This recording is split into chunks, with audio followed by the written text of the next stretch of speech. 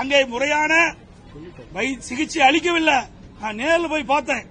பிரம்மாண்டமான மருத்துவமனையை அதிமுக அரசு இருக்கின்ற பொழுது மருத்துவக் கல்லூரி மருத்துவமனை அங்க கொடுத்தோம். அதுல போதிய மருத்துவர்கள் இல்ல, போதிய மருந்துகள் இல்ல. இதற்கு நீங்க பாத்தீங்கன்னா முக்கியமா தேவைப்படுகின்ற மருந்து ஓமிபெசோல் என்ற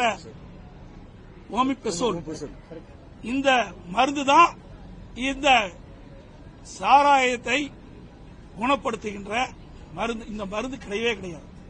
ஆனால் நேற்றைய தினம் பொதுப்பணித்துறை அமைச்சர் அனைத்து மருந்துகளும் இங்கே இருக்கிறது என்று சொல்கிறார். அதை பச்சை பொய்.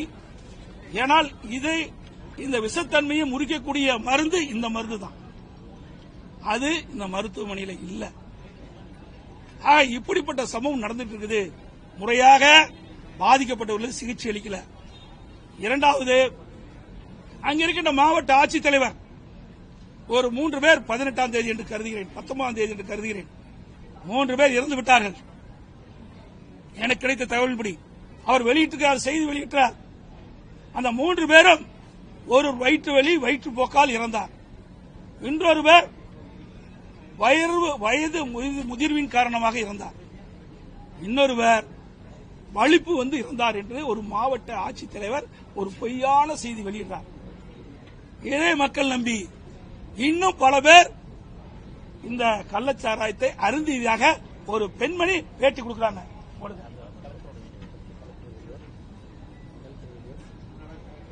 கலெக்டர் வீடியோ ஆடியோ நல்லா பண்ணி கொடுப்பா, நல்லா போட்டு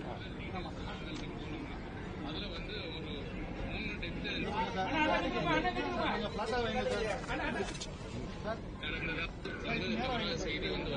இந்த 3 பேருமே நம்மளுடைய கள்ளக்குறிச்சி மெடிக்கல் காலேஜ் ஹாஸ்பிட்டல் இறக்கம் கிடையாது. அதுல பிரவீன் இருக்க ஒரு பையன் வயிற்று வலின்னு சொல்லி நேற்று வந்துட்டு மறுபடியும் குணமாயிட்டு வீட்டுக்கு போயிட்டாங்க.